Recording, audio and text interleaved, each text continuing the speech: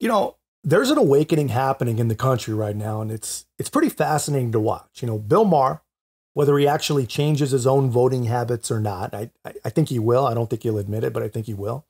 But whether he does or not, he really is one of the people leading the charge. I mean, the guy, he has remained a liberal, and I don't mean that as an insult. I mean it's in the most respectful and appreciative way possible, because he may actually be the world's last true liberal. Because, you know, a real liberal, they believe in things like the light touch of government, you know, individual liberty, due process, a free press. You know, the people we see perverting every lever of power they can reach, these are not liberals. And Bill Maher has not changed. And I think that's pretty admirable. You know, he did, however, prove on Megyn Kelly that he still does have a few blind spots. Hillary Clinton, of course, is the original election denier. I'm sure you voted for her in 2016. Well, she's not an election denier. She absolutely was the OG election denier.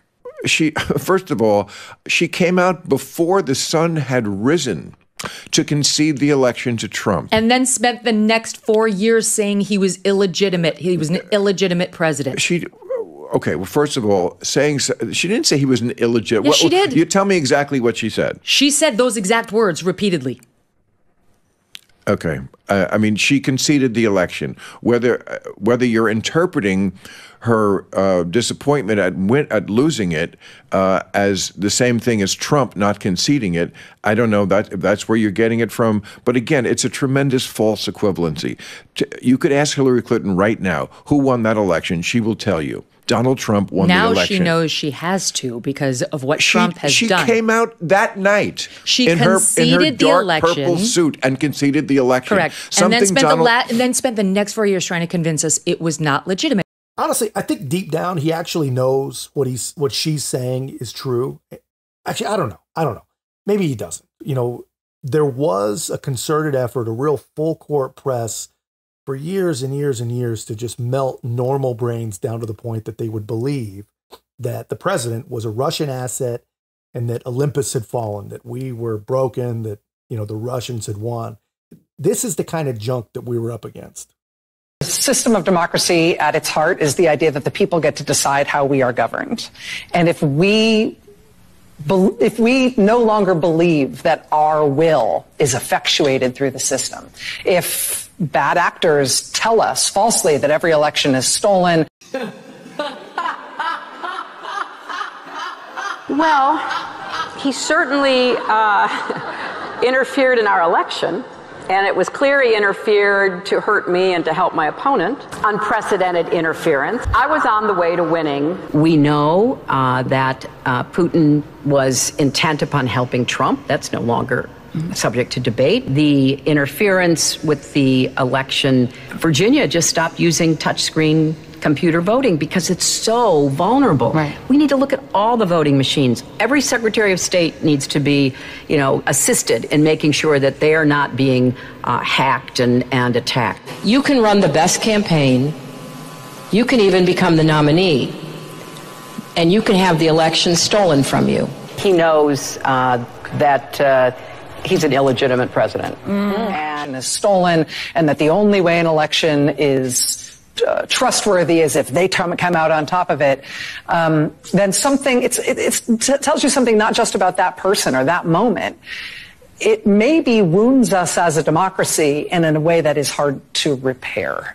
What do you think about how we get better after the wounds that have been inflicted on us through this process? Well, I think, the truth matters. Whoever chopped that up did a really, really fantastic job. I remember watching, the Maddow and Clinton piece. They were literally sitting there talking about integrity and values. It is easily the most tone deaf and hard to watch thing that I've ever seen. But this is who they are. This is what these people are. They believe that they're the good guys. I mean, they believe that. And they literally believe that anyone who doesn't believe every single solitary word they say and just follow them right off the cliff of insanity, they believe that that's the bad guy. And the odd thing is, the halfway normal, mostly decent people that still believe in some of these people, they somehow are able to just ignore all the negative. And I'm not sure what that is psychologically, but it's impressive as hell. But yes, Rachel Maddow and Hillary Clinton talking about how much truth matters. And if we don't tell it, we'll forever damage our democracy. I mean, what an evil witch, man. What a horrible freaking person. And I don't know which one of them is worse. I don't even know which one I'm talking about. But the good news is it's not just the fully awake folks that see it. It's people like that, that really are creating more people like Bill Maher.